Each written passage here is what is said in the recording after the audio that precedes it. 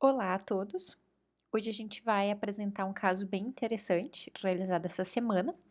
Um paciente de 76 anos, 76 quilos e 1,76 m de altura, com inúmeras comorbidades prévias. Ele era um paciente hipertenso, já com uma doença arterial coronariana prévia, com cirurgia de revascularização do miocárdio, um implante de marcapasso definitivo, doença arterial oclusiva periférica e fibrilado crônico.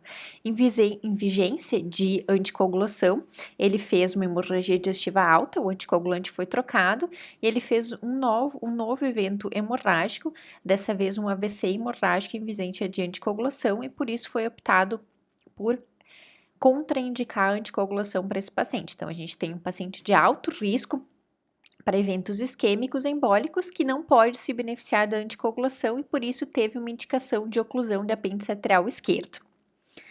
Os laboratoriais e os sinais vitais desse paciente estavam ok e o paciente foi submetido a um ecocardiograma transesofágico pré-operatório para avaliação do apêndice atrial esquerdo. A gente sempre planeja esses procedimentos percutâneos com uma imagem de ecocardiograma transesofágico e ou angiotomografia. Então, nesse paciente a gente está vendo um ecocardiograma transesofágico, aqui a gente pode ver uma imagem tridimensional.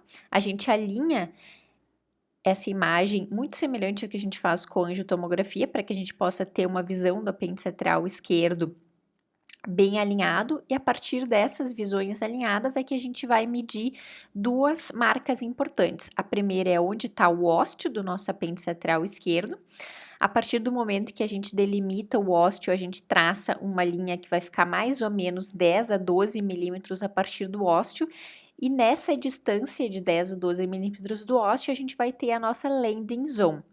A landing zone é a nossa medida mais importante, porque é o diâmetro máximo da nossa landing zone que vai ser utilizado para que a gente possa escolher a nossa prótese. Então, aqui vocês têm uma imagem de fluoroscopia que está exemplificando melhor.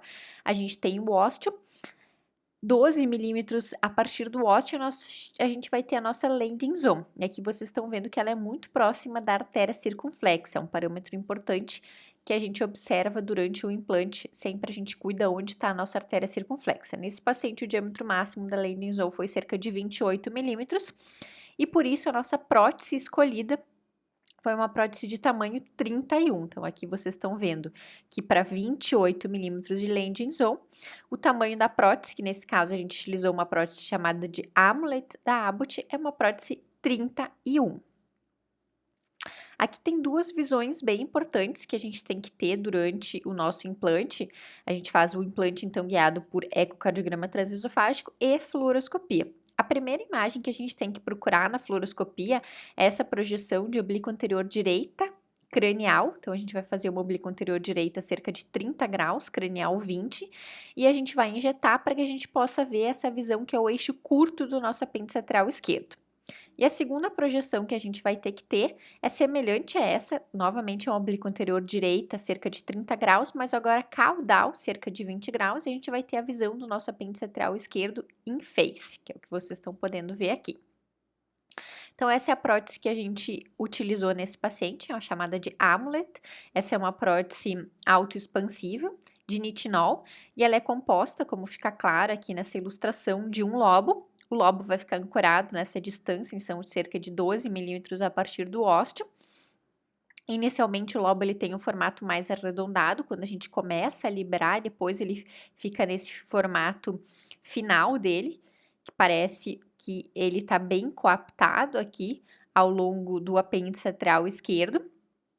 Não tá nem em um formato de morango, que é o que a gente chama quando ele tá comprimido demais, nem ele tá solto, sobrando, então ele tá com nível de compressão adequada. E a outra pecinha importante dele é essa porção mais proximal que a gente chama de disco, e ligando os dois, a gente tem essa cintura aqui conectando. Esse dispositivo ele varia de 16 a 34 milímetros, como já foi comentado no nosso paciente, a gente vai usar um 31 milímetros. E o sistema de entrega, por onde esse dispositivo vai ser liberado, varia de 12 a 14 frentes. Nos devices maiores é 14 frentes. Então, a gente faz uma punção transeptal. Ele pode ser totalmente recapturável, então até que a gente não desconecte o dispositivo do sistema de entrega, a gente ainda pode recapturar. e reposicionar se necessário. Depois que a gente desconectar, aí a gente não consegue mais recapturar o device. Aqui vocês estão vendo o início do nosso procedimento. Então, a primeira coisa que a gente faz é fazer uma punção transeptal. A gente tem que fazer essa punção guiada por ecocardiograma transesofágico. Ela precisa ser uma punção bem inferior e posterior, para que a gente consiga ter um alinhamento adequado do sistema de entrega com relação ao apêndice atrial esquerdo. A gente usa uma bainha de punção transeptal e uma agulha que é BRK0, geralmente.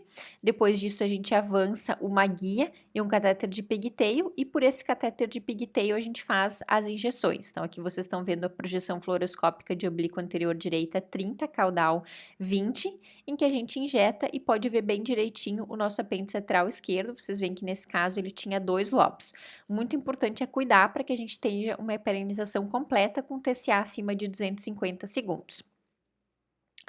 Então, aqui vocês estão vendo o início da nossa liberação. Vocês estão vendo que no início o lobo ele tem um formato mais circular, uma bolinha. Depois, à medida que a gente avança na liberação, ele adquire o seu formato de lobo completamente liberado.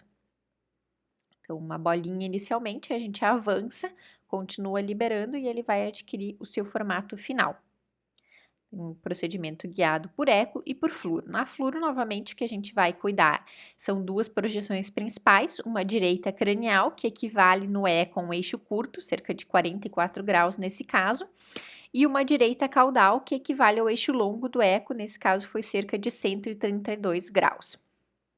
Aqui, novamente, na fluoroscopia, vocês vejam o formato final do device. Então, a gente já liberou, ele já mudou, o seu formato não é mais a bolinha, a gente já liberou completamente o lobo, que é essa porção mais distal, que fica mais dentro do apêndice aqui, na landing zone, e o nosso disco, conectados por uma saia. Aqui ele ainda está conectado ao sistema de entrega, então nesse momento ele é completamente capturável e reposicionável se a gente não gostasse da nossa posição, mas nesse caso a gente julgou que a posição estava bem adequada, a gente tinha uma compressão adequada do lobo numa posição também adequada para o implante.